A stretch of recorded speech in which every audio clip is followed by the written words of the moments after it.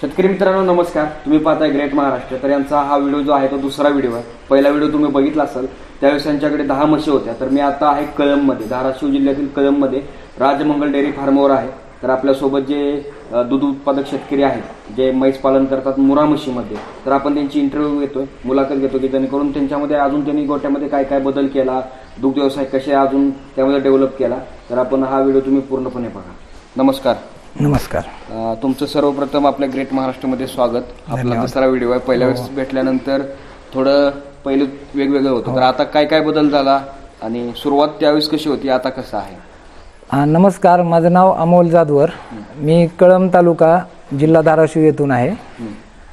जेव्हा तुम्ही सुरुवातीला आमचा पहिला व्हिडिओ केला होता त्या टायमाला आमच्याकडे 10 म्हशी होत्या आणि गोटा पण कमी साईजमध्ये होता, म्हणजे छोटा गोटा होता. मग ज्यानंतर मध्ये आम्हाला ह्याच्यामध्ये थोडं लक्षात आलं की आपल्याला ह्याच्यामध्ये यश भेटू शकतं. त्यानंतर आम्ही गोट्याची साईज पण वाढवली आणि भविष्यात मुक्त गोटा, गोडाऊन असे बरेच काही काही प्रोजेक्ट आहेत जे आपल्याला अस्तित्वात आणायचे आहेत. 10 म्हशी ज्या तुम्ही सुरुवातीला आणल्या होत्या कुणाकडून आणल्या, कशा आणल्या, कुठून आणल्या? 10 म्हशी मी जे सुरुवातीला आणल्या होत्या ते हरियाणामधले सुमित पन्नू म्हणून एक नामांकित व्यापारी आहेत आणि ते आता आपल्या सोबतच आहेत. ह्यांच्याकडूनच मी 10 म्हशी पहिल्या आणि जेवढ्या पण आतापर्यंत म्हशी घेतल्या त्या सगळ्या ह्यांच्याकडूनच घेतलेल्या आहेत.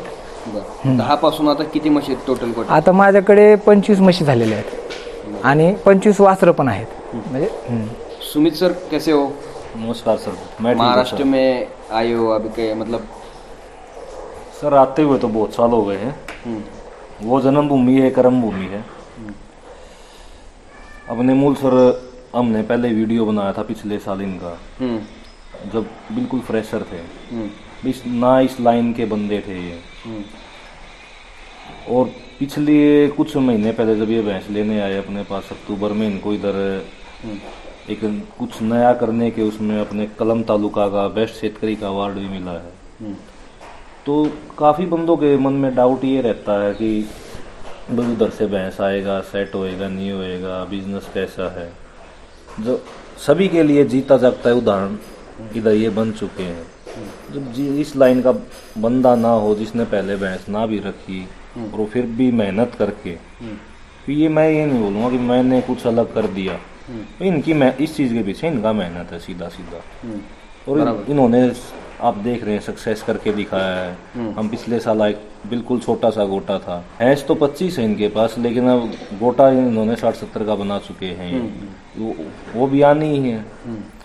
और जो बात है मुक्त गोटे की, सबसे दिक्कत सबसे बड़ा क्या है, हमारे उधर जब छोटा बच्चा होता है भैंस का तो वो शुरू से आदत होता है उसको वो घूमने का.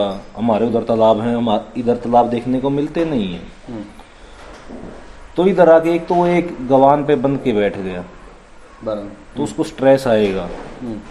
और थोड़ा उसके लिए मुक्त गोटा बना दिया खुले में छोड़ने का, तो उसका स्ट्रेस दूर हो जाता है. उसको वहीं जैसा अपना घर जैसा फीलिंग आता है, वो और अच्छे से सेट होता है. ये नहीं कि जैसे काफ़ी बार लोग बोल देते भाई हमारे पास ज़मीन थोड़ा तो हम क्या करें. काम तो उनका उसमें भी चल जाएगा, लेकिन एक बात है कि एडवांस चलने पे तो अगर मुक्त गोटा बनाता है तो जो भैंस उसकी बंधी हुई 12 लीटर देगी, मुक्त गोटे में वो भैंस 14 लीटर दूध देती है सर. ओके. तर आता तुम्ही काय मध्ये ह्या गोट्यामध्ये जेव्हा आपण आलो होतो ना, आता काय बदल केला आणि गोटा किती आहे, किती खर्च आला?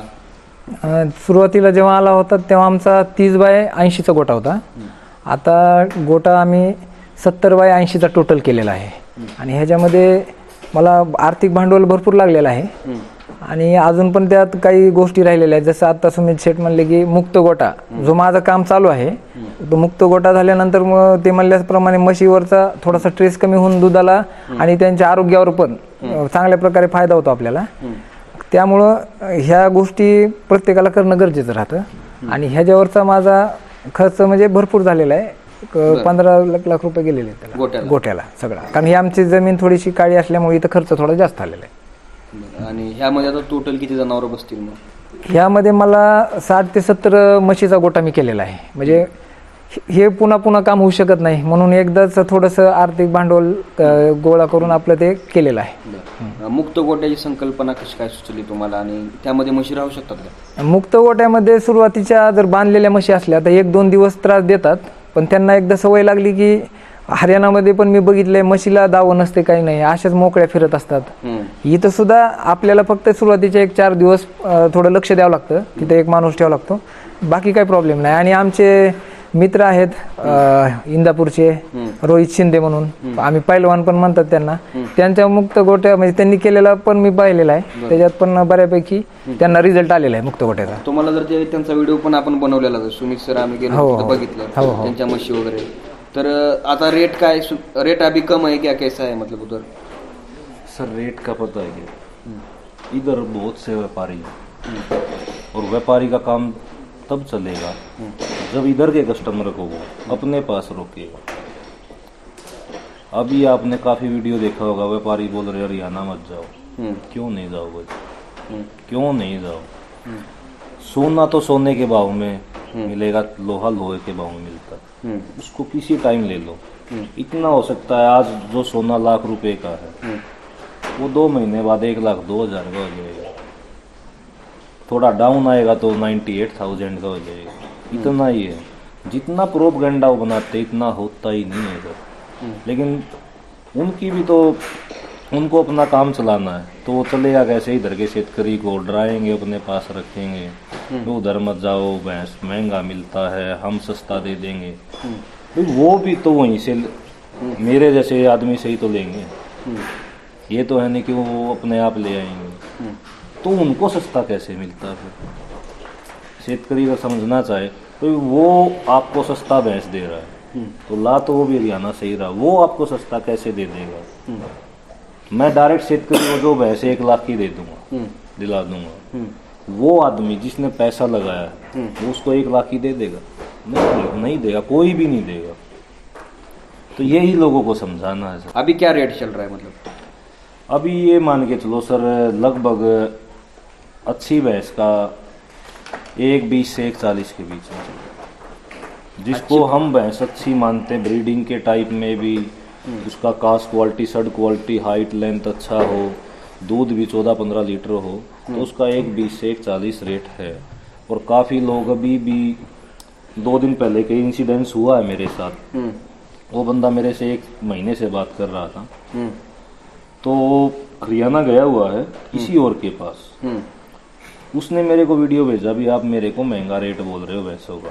मैं ठीक है सर, आपको जहाँ कम मिलता है वहाँ ले सकते हो, इसमें कोई दबाव थोड़ी, आपका पैसा आपको देखना कहाँ लगाओ. उसने मेरे को वीडियो भेज दिया, भी ये आदमी जो आप ये भैंस देखो कितने रुपए की. मैं सर ये भैंस लगभग 1,40 या 1.5 लाख रुपए के आसपास का भैंस. ये नहीं, मेरे को तो 80, 85, 90 में मिल रहा है. मैं आप ले लो. वो वीडियो देख के उधर चला गया, उसको वो भैंस एक भी नहीं खड़ी मिली. उधर जाते ही उसको बोल दिया कि मेरी तो सभी भैंस सेल हो गई. वो होता है सर, एक कस्टमर को एक बार बहका के बुला लो, वो काम अपने पास होता है. मैं सीधा बोलता हूँ, भाई सोना लोगे तो सोने के भाव में लेना पड़ेगा, लोहा लोगे तो लोहे के भाव में लेना पड़ेगा, अच्छी भैंस लोगे तो पैसा डालना पड़ेगा. चाहे मैं मेरे लिए भी लेके आऊँगा तब भी मेरे को अच्छा पैसा डालना पड़ेगा अच्छी भैंस में. हाँ, भैंस में कहीं कम ज़्यादा है, भैंस नीचे से तो उसके 4 सड़ की बजाय 3 सड़ चल रहे हैं, वो भैंस कम रेट में आ जाएगी, हर कोई दे देगा. तो मान के चलो एक 15 से 20 लीटर तक जो बफेलो है उसका क्या रेंज से मिलेगा? सर 15 लीटर और 20 लीटर में बहुत डिफरेंस है. क्यों? जब भैंस 12 लीटर से ऊपर चलती है ना, फिर तो उसके 100 ग्राम का रेट बढ़ने लग जाता है. 100 ग्राम दूध कुछ नहीं होता, लेकिन खरीदते वक्त 100 ग्राम का रेट बढ़ने लग जाता है. रीजन बताता हूँ. अभी अपने हरियाणा में कुरुक्षेत्र DFA मेला था, भैंस फर्स्ट, सेकंड, थर्ड का डिफरेंस 100 ग्राम का था. फर्स्ट वाली का सेकंड वाली से 100 ग्राम दूध ज्यादा था. फर्स्ट वाली को 10 लाख मिले, उसको 5 लाख मिले, और 100 ग्राम दूध, तो 100 ग्राम दूध का 5 लाख वैल्यू हो गया. मतलब तो 14-15 लीटर वाली भैंस आपको 1,20 से 1,40 में ही मिलेगी. आप 20 लीटर पे जाओगे और फिर साथ में ये भी सोचोगे अच्छा ब्रीड हो, तो आप चाहे 2 लाख का ले लो. 12 लीटर का भैंस आपको हरियाणा में 1 लाख का भी मिल जाएगा, और 12 लीटर का भैंस 10 लाख का भी है. रीजन जो 12 लीटर का 1 लाख का भैंस है वो सेकंड थर्ड फोर्थ टाइमर है, उसका क्वालिटी एवरेज है। और जो 10 लाख का 12 लीटर का है वो फर्स्ट टाइमर है, उसने बच्चे ने दांत तोड़े नहीं है, शर्ट क्वालिटी उसका, हाइट लेंथ उसका, ब्रीडिंग टॉप क्वालिटी का है, उस चीज का वो पैसा है। ठीक आहे. सर आता तुम्ही ज्यावेळेस सुरुवातीला 10 म्हशी केल्या आणि आता परत तुम्ही ह्यांच्याकडून आणले, काय डिफरन्स वाटला त्यामध्ये आता आणि कसा चालू आहे व्यवसाय? व्यवसाय चांगला, म्हणजे रिस्पॉन्स पण मला चांगला भेटायला आहे. कारण आमचं राजमंगल डेअरी फार्मचं टॅगलाईनच आहे, म्हणजे शुद्धता हीच आमची ओळख आहे. म्हणजे आमच्याकडे तुम्हाला शुद्ध दूध भेटणार, त्यामुळं एकदम चांगल्या प्रकारे मागणी आहे आणि त्या प्रमाणात व्यवसाय पण चालू आहे. आणि पहिल्या वेळेस जेव्हा म्हशी घ्यायला गेलो तुम्ही तेव्हा मला पण एवढं नॉलेज नव्हतं. आणि नंतरच्या लॉटमध्ये मला थोडंसं आता इथं काम केल्यामुळं मला पण बऱ्याच गोष्टी आता माहीत झालेल्या आहेत. त्यामुळे त्या हिशोबाने आणि सुमित शेटने पण त्यामध्ये आम्हाला बरीच मदत केली. चांगल्या म्हशी कशा उडकायच्या, काय करायचं, कुठल्या ह्याच्यावर पैसे लावावे लागतात म्हशीला कुठल्या, मग त्या बाबतीत सगळी माहिती त्यांनी आम्हाला दिलेली होती. आणि त्यामध्ये आणि आतामध्ये आमच्या स्वतःच्या पण म्हशीच्या ह्या व्यवसायामध्ये बराचसा ज्ञानामध्ये फरक पडलेला आहे. आणि हा आमचे भाऊच आहेत सचिन जाधवर, हे पण आता त्यामध्ये आपल्या ह्याच्यामध्ये शिकायले सगळं ह्या धंद्याचं व्यवसायाचं, ह्याच्यात ॲड झालेले ते पण. शिक्षण घेऊन परत म्हशीकडे वळाले. हा, त्यांचं इंजिनिअरिंग झालेलं आहे. म्हणजे असं काही नाही राहिलं की आता की फक्त न शिकलेलेच मुलं ह्या व्यवसायामध्ये आहेत. जे जुनी एक आपल्या इकडे परंपरा आहे म्हशी राखणे किंवा हे, म्हणजे ते धोतर टोपीवाले, काळाप्रमाणे लोकांना बदलावं लागतं. बरोबर. एक तर नोकऱ्यांचं प्रमाण कमी झालेलं आहे. मग त्या आमच्यासारखे जर युवक हे करू शकते तर माझ्या मते जगात कुणीही करू शकते. बरोबर. मग त्या हिशोबानं आम्हाला वैयक्तिक वाटते की ह्या धंद्यामध्ये ज्या लोकांना खरंच काम करण्याची इच्छा आहे तर त्यांनी अवश्य या धंद्यामध्ये उतरायला काहीच हरकत नाही. ज्यांना बाबा जॉब नाही आहेत किंवा शिक्षण झालंय पण बेरोजगारीमुळं लोक निराश व्हायला लागलेत, तर हा एक त्याला एक चांगला पर्याय असू शकतो असं मला वाटतंय. आता तुम्ही सुरुवातीला काय अडचणीला मात करून हे सगळं केलं? अडचणीमध्ये बघा, पहिली अडचण तर सगळ्यांनाच भांडवल, म्हणजे पैशाची अडचण ही तर ह्या धंद्यातली एक वास्तव आहे. कारण ह्याच्यात म्हणजे पैसा भरपूर लागतो. आणि दुसऱ्या अडचणी म्हणजे कसं की तुम्हाला ह्याच्यात जर माहीत नसेल तर तुम्हाला थोडीशी अडचणी येऊ शकतात किंवा म्हशी कशा प्रकारच्या निवडाव्या लागतात. इथं आल्यानंतर ह्यांना चारा कुठला लागतो, हवामानाप्रमाणे ह्यांचे थोडीफार हे पण होऊ शकतं ना, तब्येतीमध्ये बदलू शकतो. तर ह्या सगळ्या गोष्टींच्या अडचणी येतात, त्या टप्प्याला ते सॉल्व करावे लागतात. काही गोष्टी अडचणी आम्हाला सुमित शेटनं पण सॉल्व केल्या.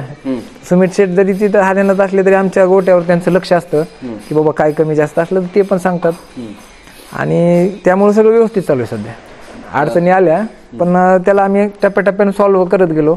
आता गोटा आमचा एवढा मोठा आहे, आम्ही 60-70 म्हशीचा केलेला आहे, पण आम्ही लगेच काय सगळा गोटा भरलेला नाही. बरोबर. टप्प्याटप्प्यानं जसं जसं आमचं आर्थिक भांडवल आम्हाला भेटेल तसं आम्ही टप्प्याटप्प्यानं घेत चाललात. आता दूध संकलन किती होते सगळं? सध्या आमचं 150 लिटरच्या आसपास आहे. आणि दूध दर काय भेटतो? दूध दर आता आमचं घरपोच आहे सेवा, त्यामुळे 70 रुपये दूध आम्हाला सध्या 70 रुपये लिटरनं भेटतंय. आणि बाकीच्या आमच्या जुन्या लॉटमधल्या एक 10 म्हशी आहेत ज्या आता पुढच्या महिन्यामध्ये येणार आहेत. म्हणजे त्यानंतर आमचं 200+ दूध होऊन जाईल. मग आता दुधाचे जे ग्राहक आहेत ते तुम्ही कसे मिळवले, मार्केटिंग काय केलं त्यासाठी? मार्केटिंग म्हणजे आम्ही काय केलेलं आहे की लोकांना, आम्ही जेव्हा सुरुवातीला काय आमच्या ओळखीचे लोक होते, आम्ही त्यांना दूध दिलं.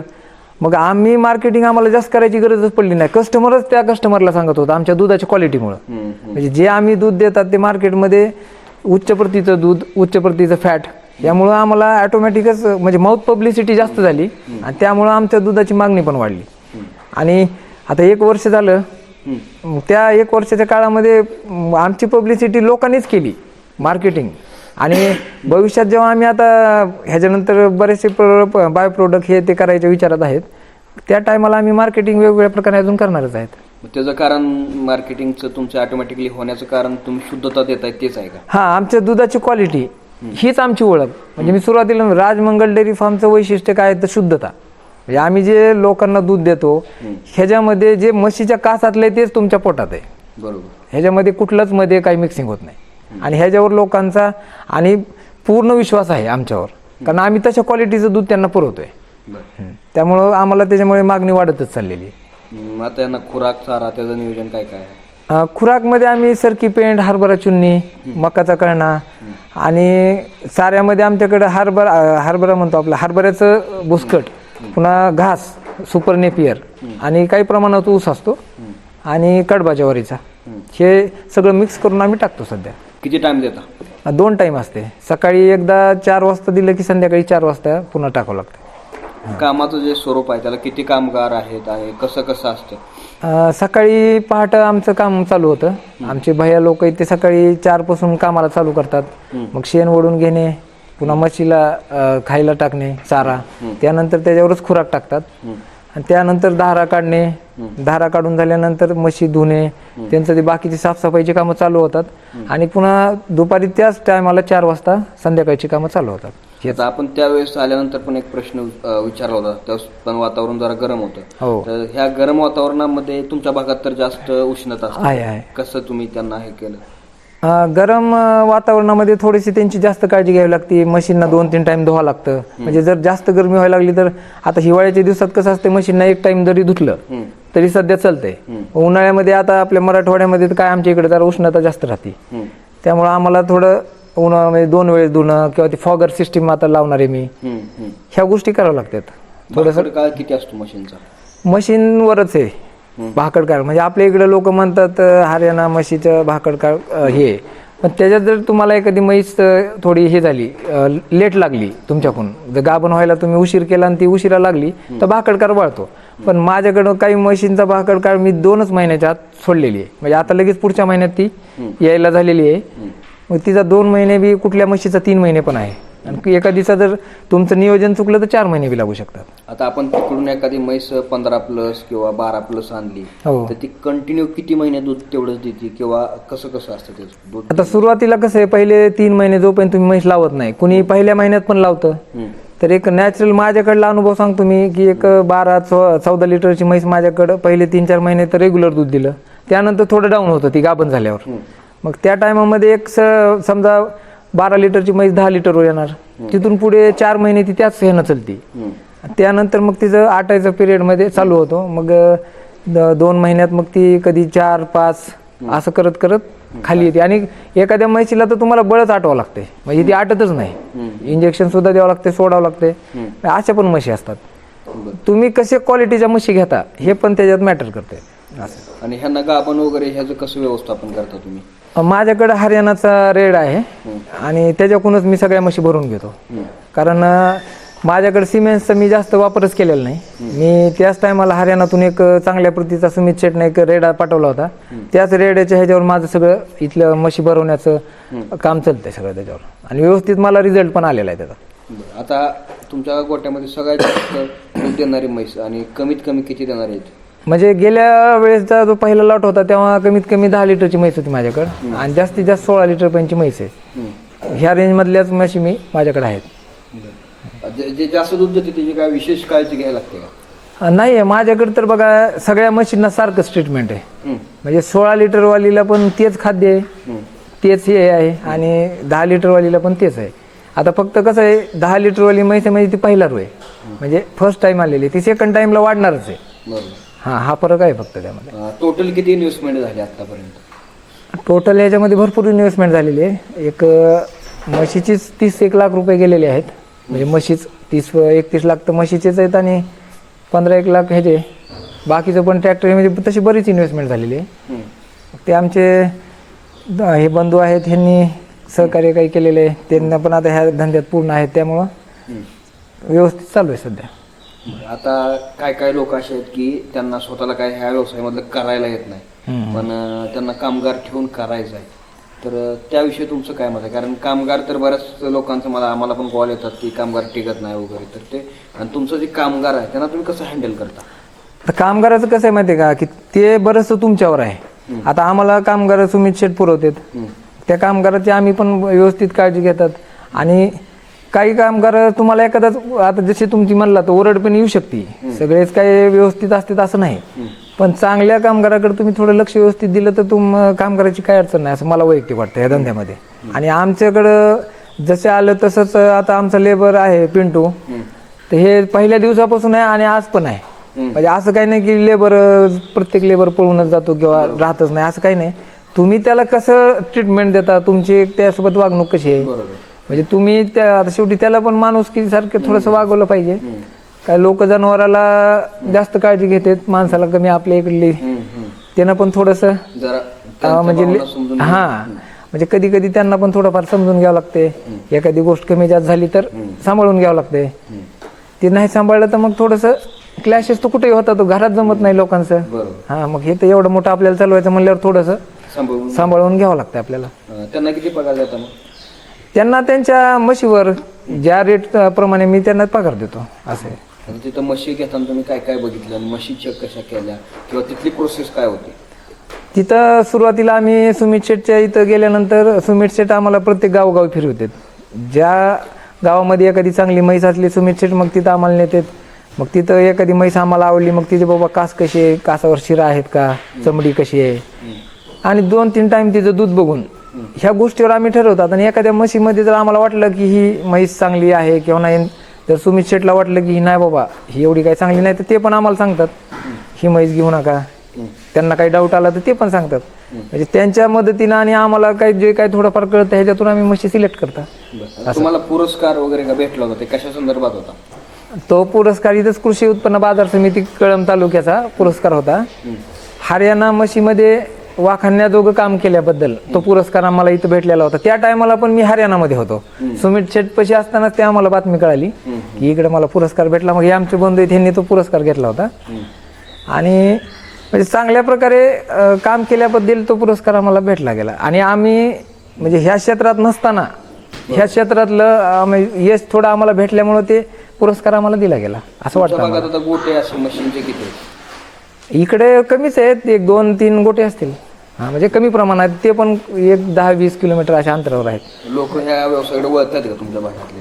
वळायला लागलेत. आता माझं काही लोकांना उदाहरण आहे की बाबा काही माहीत नसताना म्हणा किंवा थोडंसं ह्या गोष्टीमध्ये आता आम्ही पूर्ण लक्ष देऊन करायल्यामुळं आणि शैक्षणिक पार्श्वभूमी चांगली असून सुद्धा ह्या क्षेत्रात उतरल्यामुळं लोकांना विश्वास पटायला आहे की हे करू शकते तर आपणही करू शकतात असं. मग आता काय शेतकरी असतात की त्यांना एकदम हरियाणामध्ये जाऊन म्हशी वगैरे खरेदी करू शकत नाहीत, 1-2 म्हशीसाठी इतक्या लांब जाऊ शकत नाही. मग त्यासाठी तुमच्या गोट्यावर समजा त्यांनी आले तर त्यांना तुम्ही म्हशी देऊ शकता का? जर एखाद्यांना हरियाणात न जाता इथून भेटायचे असतील तर इथूनही भेटू शकतात. कारण सुमित पन्नवा आणि आमचे म्हणजे चांगले व्यापारी असल्यामुळे आम्ही आजपर्यंत जेवढे पण घेतलेले आहेत त्यांच्या कोणाचा माझ्याकडे ऑलरेडी गोटे बघायला महाराष्ट्रातले शेतकरी येतात. बरोबर. मग त्या प्रत्येक शेतकऱ्याला आता ज्याला जास्त म्हशी घेते ते सुमित शेठकडे पाठवतो असतो मी. ज्यांना बाबा तितक्या घ्यायच्या नाहीत, कुणाला 4 घ्यायच्यात 5 घ्यायच्यात इथे भेटून जातात, तसं काही नाही. आणि मार्ग म्हणजे आपण त्याच्या बाबतीतलं सगळं गायडन्स पण त्यांना करतो. आणि आतापर्यंत महाराष्ट्रातले 1000 शेतकरी तरी इथे येऊन गेलेले असतील आणि त्यांना आपण पूर्ण जे आपल्याला ह्या धंद्यातलं कळलेल्या गोष्टी आहेत ते पूर्ण मार्गदर्शन केलेलं आहे त्याच्या बाबतीतलं.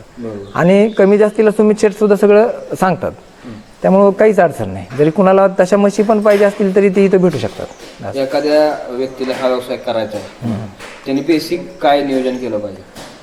बेसिक म्हणजे पहिलं तर त्यानं हा विचार केला पाहिजे त्याला की बिझनेस करायचं कुठं, त्याचं लोकेशन आणि आपल्या दुधाची मागणी, आपल्याला कस्टमर बेस काय ह्याचा विचार करावा. आणि त्याला ते समजा त्याच्याकडे मॅन पॉवर असेल किंवा शहराच्या जवळ असेल त्यांना तर उत्तमच आहे. पण ज्यांना लांब पण असेल, नोकरी पण असेल, अशी सुद्धा लोक ह्या व्यवसायात करायलेले मी पाहिलेले आहेत असं. आणि त्यांनी ह्याच्यामध्ये थोडंसं घरचा एखादा माणूस असेल तर अजून उत्तम होतं, थोडंसं लक्ष देऊन. आणि नसेल बी एखाद्या जवळ तरी ते थोडंसं CCTV कॅमेरे लावून किंवा एखादा माणूस जे त्याच्या जवळचा आहे असा माणूस ठेवून सुद्धा करू शकतात. म्हशी आजारी वगैरे पडतात का आणि त्याची काळजी कशी घेता? आजार पडले तर काय काय? आता आजारी पडायचं तर प्रमाण कमी आहे म्हशीमध्ये, पण शक्यतो आता कसं आहे आमच्याकडे 2 दिवसापूर्वीच आता लसीकरण झालंय. लाळ्या खुरकूतचं सध्या गव्हर्नमेंटचं चालू आहे. मग ते आताच काल परवा डॉक्टर येऊन लसीकरण केलेलं आहे. ते लसीकरण एक करावं लागतं. एखाद्या म्हशीला कधी जर वातावरणाने थोडंफार ताप येऊ शकते तर आमचे ते भैया पिंटू हे आमचे कामगार ते इथल्या इथंच करून टाकतात. मग त्यामुळं तेवढं काय म्हणजे अडचण नाही. मग विशेष काय काळजी घेता तुमच्यासाठी?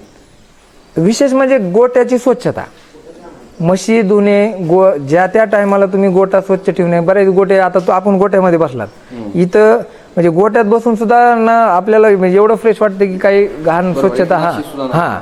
मग ही गोट्याची स्वच्छता ह्याच्यासाठी फार महत्वाची आहे. तुम्ही जो चारा देता ते चारा योग्य प्रतीचा असला पाहिजे, तिची क्वालिटी, सडलेला चारा किंवा असं जास्त भिजलेलं हे असलं द्यायला नाही पाहिजे. त्याच्यामुळं मग ते म्हशींचं पण आरोग्य चांगल्या प्रकारे सुदृढ राहते. असं तुम्ही यासाठी लोकांना काय सल्ला काय द्याल, संदेश काय असेल तुमचा म्हैस पालन व्यवसाय मुरा? माझा लोकांना म्हणा किंवा सध्याच्या जी युवा पिढी आहे, ह्यांना सल्ला एकच आहे, ह्या बिझनेसमध्ये माहिती घेऊन करा. चांगल्या प्रकारची बी लोक ह्या धंद्यात आहेत आणि फसवणारे पण आहेत. आता माझे जवळचे बरेच लोकांना फसवलं बी गेलं असं पण आहे. आता हे आमचे जे व्यापारी आहेत ते एकदम चांगल्या क्वालिटीच्या म्हशी आम्हाला दिलेल्या आहेत आणि चांगले व्यवहाराला पण चांगले आणि ओव्हरऑल सगळ्या गोष्टींची पूर्ण माहिती घेतल्याशिवाय ह्या धंद्यात उतरणं हे असतं. आणि समजा एखाद्याला उतरायचं बी झालं तर आमच्यासारख्या ह्यांना व्हिजिट करून माहिती जर त्यांनी घेतली आणि सुमित शेठ सारखे जर व्यापारी असले तर त्यांना तुम्ही सगळी प्रकारची माहिती ते देतात, पूर्ण गोटा व्यवस्थापन हँडल करतात, सगळ्या गोष्टी तुम्हाला भेटून जाऊ शकतात, काय अडचण नाही. चारा वगैरे तुम्ही विकत आणता का कसं? चारा काही विकत पण आणावा लागतो आणि बाकीचा म्हणजे 70% चारा घरचा आहे, 30% चारा विकत पण आणावा लागतो. आता तुम्ही एवढा मोठा गोटा बांधलाय, हो. तुम्ही दुसऱ्याच कोणाचं गोटे बघितले का तुमच्या मनाने केले? आणि जरी केलं असेल किंवा नसेल तर तुम्ही आधुनिकता काय केली यामध्ये वेगळी? आधुनिकता म्हणजे कसं, आता आपले जुने गोटे म्हणजे कसं होतं जागेवरच, त्याला पाणी प्यायला कुठंतरी हळहळ पाजणं किंवा कुठं. आता आमचं कसं आहे सध्या आम्ही गव्हाणीमध्ये सध्या पाणी पाजतात. ह्याला थोडंसं आधुनिक म्हणजे फॅन उन्हाळ्यामध्ये त्यांना त्रास होणे म्हणून, फॉगर सिस्टीम ते उन्हाळ्यासाठी आहे आधुनिकतामध्ये. आणि कुटीवरच आपण देतात. आपल्या इकडं कसं आहे म्हशीला किती पण वेळ कधी कधी दिवसभर म्हैस खातच राहत असते. तशा प्रकारचं नाही, 2 टाईम चारा, जितका मॅन पॉवर कमी वापरता येईल तेवढी वापरायची आणि त्यासाठी जे काही यंत्र लागतात ते पण वापरावं लागतात. त्यामुळे मी ती ट्रॅक्टरवरची कुटी, ट्रॅक्टरवरच आमचा कुटी होऊन जाते आणि लवकर वेळ वाचतो. वेळ वाचल्यामुळं कामगाराला ते पण थोडा आराम भेटतो आणि दुसऱ्या कामासाठी पुन्हा वेळ पण भेटतो, असं होतंय. तुमच्या आता एवढं तुम्हाला यश मिळालं तर त्या यशाची गुरुकिल्ली काय आहे? तुमच्या यशाची गुरुकिल्ली काय आहे? यशाची गुरुकिल्ली म्हणजे तुम्ही कुठलाही धंदा करा, मला वाटतं की तुम्हाला त्यामध्ये 100% द्यावं लागेल. तुमचं कष्ट तर करावंच लागतात कमी जास्त प्रमाणात. आणि नियोजन, म्हैस पालन ह्या धंद्यामध्ये नियोजन चुकलं तर तुम्हाला पुढे तोटा पण होऊ शकतो. आणि नियोजन व्यवस्थित केलं तर मग ह्या धंद्यात फायदा पण आहे. माझ्या हे ना कष्ट लागते, चिकाटी पण लागते आणि हा धंदा कंटाळवाणा पण आहे. रोज उठून तेच करायचंय. मग हे प्रत्येकाला सहन होते का आपापल्या क्वालिटीनं किंवा आपली काय क्षमता आहे ते ओळखून काही गोष्टी कराव्या लागतात. तर मग ह्या गोष्टीवर जर मात केलं तर ह्या धंद्यामध्ये यश भेटू शकतं असं मला वाटतं. आणि कधी कधी दुधाचे भाव दर कमी जास्त होतात. आता दुधाचे भाव कमी पडले, मग ते कमी झाल्यानंतर पण तुम्हाला योग्य क्वालिटीचं सगळं नियोजन करून स्वतःवर पण म्हणजे हे ठेवावं लागतं, संयम ठेवावं लागतं. आणि त्या पण पिरियडमधून समजा भाव बी कमी झाले तर डगमगून जमत नाही, कंटिन्युअसली तुम्हाला काम करावं लागतं, तेव्हा यश भेटून जातं. असं आता एक म्हैस साधारणपणे किती उत्पन्न देते महिन्याला किंवा वर्षाला? एक म्हैस बघा वर्षाची काढलं तर तसा मी हिशोब केलेला नाही, पण ओव्हरऑल महिन्याकाठी एक 10 म्हशीपासून 70-80 हजार रुपये राहू शकतात. आणि घरची माणसं असेल तर लाखाच्या पुढे राहू शकतात. हा, घरचे माणसं असले तर साधारणपणे एक म्हैस महिन्याला 10,000 रुपये उत्पन्न देते. हा, एक म्हैस नाही, एक म्हैस माझ्या ना, कारण आमचा खर्च थोडा जास्त आहे ना, मला बऱ्याचशा गोष्टी बाहेरून करून घ्यावं लागतात. तर एक 7,000 रुपये धरा. ते तुम्ही मार्केटिंग स्वतः करताय म्हणून का? हो हो हो, दूध विक्री स्वतः करताय म्हणून का डेअरीला करताय म्हणून? नाही, दूध विक्री आम्ही स्वतः करतात त्याच्यामुळं. आणि मग कसं असते, आता मला बाकीचं पण नियोजन असते, बाकीचं पण व्यवसाय आहेत, त्यामुळे पूर्ण लक्ष देऊन करायचं. मग त्या एखादा आपल्याला कामगार वाढावं लागतो, मग त्याच्या पगारी असतात. मग ह्या गोष्टीमुळं आपला थोडंसं हे होतं. घरचे माणूस असले तर 1 लाखाच्या वर आरामशीर राहू शकतात. म्हैस किती दिवस दूध देते, किती महिने दूध देते? ते म्हशीच्या क्वालिटीवर आहे, पण माझ्या मते 7 महिने तर आरामशीर देते. काही म्हशी 8 महिने पण आहेत माझ्याकडे देतात. आता तुम्हाला ह्यात खर्च किती होतो मग? आता ह्याच्यामध्ये कसं आहे, माझं बघा 60% पर्यंत खर्च आहे. जे माझं काय उत्पन्न आहे त्याच्या 60%, कधी कधी 65%, पण एखाद्या महिन्यात ते महिन्यावर थोडंफार कमी जास्त होतं, पण 40-50% राहू शकते.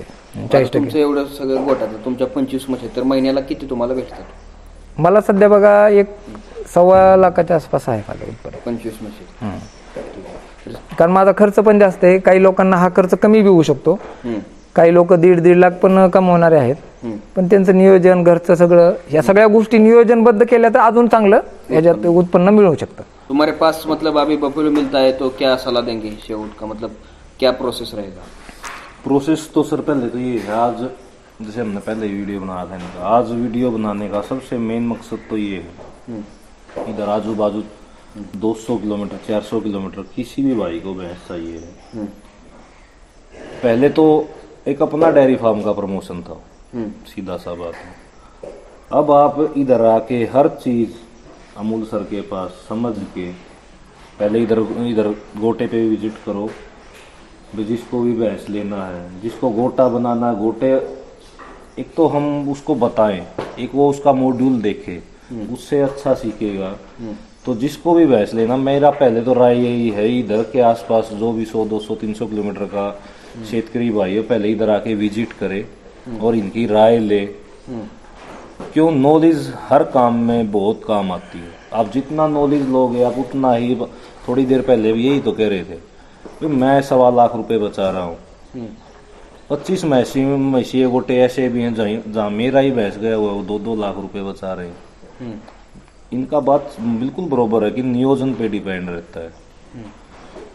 ये थोड़ा खर्चा ज्यादा कर रहे हो, वो अपने खर्चे की सेविंग कहीं और तरीके से निकाल रहे हैं। तो पहले इधर आओ, विजिट करो, जिस भी भाई को चाहे 1 भैंस लेना है चाहे 20 भैंस लेना है, इधर आके आप ये देखो भी मेरे को इस क्वालिटी का भैंस चाहिए। तो ये भी नहीं है कि भाई मेरा बजट ही 2-3 भैंस का है, तो 2-2 3-3 बंदे मिलके भी आ सकते हैं उधर लेने के लिए। इधर मंगवाएंगे तो इधर भी भैंस आ जाएगा, ऐसा कोई दिक्कत नहीं है सर। और उधर जाने के बाद सबसे मेन सलाह मेरी यही रहती है सर, इधर से बजट लेके कभी मत चलो, कभी भी मत चलो इधर से बजट लेके। एक एवरेज बजट पकड़ के चलो। भाई मेरा किसी का 12 लाख होता है, किसी का 15 लाख है, तो ये पकड़ के मत चलो कि मैं 12 लाख लेके गया हूँ तो 12 में ही लेके आना है। क्या पता आपको उधर जाके पसंद 1.5 लाख रुपए का भैंस है। भैंस देख के रेट लगाओ, ना कि रेट के हिसाब से भैंस लो। जो रेट के हिसाब से भैंस लेगा वो धोखा खाएगा, और जो भैंस अच्छी भैंस है उसके हिसाब से भाव बना के गाड़ी तैयार करके आएगा, वो कभी भी धोखा नहीं खाएगा, वो कभी भी फेल नहीं होएगा सर। बिजनेस अच्छा है लेकिन नियोजन पे डिपेंड है। ये नहीं है कि आप भैंस ले आए, सीधा सा बात है सर। मैसी का शुरू का जो पीक टाइम है ना, 6 से 7 महीने, इस टाइम पे तो आपको 10 से 12 हज़ार रुपये खर्चा निकाल के देते हैं। भाई आपको लगेगा 10 भैंस लेके आया हूँ, 1-1.25 लाख रुपए कमा रहा हूँ 6-7 महीने। लेकिन उसके बाद जब वो 4-5 महीने प्रेग्नेंट हो जाएगा, वो दूध भी कम करेगा, 3-4 महीने आपको एवरेज प्रॉफिट देगा। उसके बाद 2-3 महीने आपको जेब से भी तो संभालना है उसको, उसका चारा अपने जेब से ही संभालना है। क्यों, उसको छोड़ा नहीं तो नेक्स्ट बार जब जनेगा तब दूध नहीं देगा अच्छा, तो 2-2.5 महीने तो छोड़ना ही छोड़ना पड़ेगा, तो वो भी तो निकालना है। भाई सेविंग करके चलेगा वो तो कभी फेल होगा नहीं सर। और शुरू के स्टार्टिंग में ये देख के कि पैसा ज्यादा आ रहा है तो अनाप शनाप उड़ाए, तो किसी भी काम में हो सेविंग तो करनी पड़ेगी। एक एक पैसा देख के जो चलेगा, काम अच्छा है ये दिमाग में रखो मत कि भैंस सेट नहीं होता है।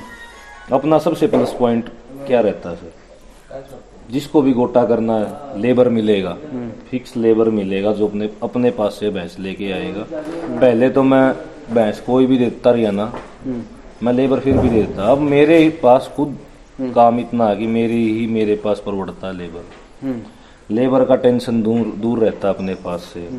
दूसरा बात, जो अपनी लेबर आती है और व्यापारियों की तरह नहीं भैंस उतारा और भाग गए। जब तक भैंस सेट नहीं होती, पूरे दूध पे नहीं आती, अपनी लेबर इधर ही रहती है। और जिसको परमानेंट चाहिए तो वो तो रुक गई, जिसको नहीं चाहिए वो तब तक रुकेगी जब तक उसकी भैंस सेट नहीं होती। पूरा सेट करके फिर वापस जाएगी लेबर। तो अपने पास, मैं तो अपना बता सकता हूँ, अपने पास किसी प्रकार का शेतकरी को धोखा होने का चान्स नाही है। बाकी सर ऊपर वाला झालं. ठीक. तर तुम्ही आता या क्षेत्रात आलाय, शिक्षण वगैरे, तर आधी काय करत होता? आधी माझं इंजिनिअरिंग झाल्यानंतर 2-3 वर्ष एक्झाम दिल्या कॉम्पिटेटिव्ह.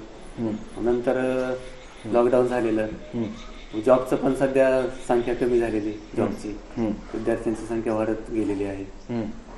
मग व्यवसाय शोधत होतो, काहीतरी करायचं आहे म्हणून. मग भावाचं सुरू झालेलं, मग त्यांनी बोलला की ये मग आपण करूया. तुम्ही त्यात वळाला. हाय का यात पैसा? तुम्हाला यशस्वी वाटते का? हो, खूप चांगलं आहे. जर आपण पूर्ण फोकस केला तर खूप चांगलं आहे. म्हणजे ह्यात काय करायला लागतं नेमकं? मॅनेजमेंटचा आहे व्यवसाय सगळं टाइम टू टाइम सगळं केल्यानंतर यशस्वी होऊ शकतो. ठीक आहे. तर शेतकरी मित्रांनो, तुम्हाला हा व्हिडिओ कसा वाटला? त्याआधी आज ह्या व्हिडिओमधून तुम्हाला हे शिकायला भेटेल की 10 म्हशी केल्या, त्यानंतर 25 म्हशी केल्या, गोटा हळूहळू त्यांनी बांधत हळूहळू सगळं केलेलं आहे. तर एकदम सगळ्यात तुम्हाला वाटत असेल की एकदम सगळं यशस्वी होत आहे, तर तसं नाही आहे. तर हळूहळू टप्प्याटप्प्याने सगळ्या गोष्टी कराव्या लागतात. आधी शिकतच तुम्हाला यामध्ये पूर्ण यशस्वी होता येईल. तर तुम्हाला शिकावं लागेल. जवळच्या आसपासच्या गोट्यामध्ये तुम्ही जावा, तिथं बघा त्यांचं नियोजन कसं आहे, सगळ्यांचं गोटं. त्यानंतर तुम्ही ठरवा की आपल्याला कसं नियोजन करायचं आहे. तर तुम्हाला हा व्हिडिओ कसा वाटला ते कमेंटमध्ये नक्की कळवा. तर तुम्ही वेळ काढून मुलाखत दिली त्याबद्दल तुमचं ग्रेट महाराष्ट्र चॅनलकडून खूप खूप शुभेच्छा.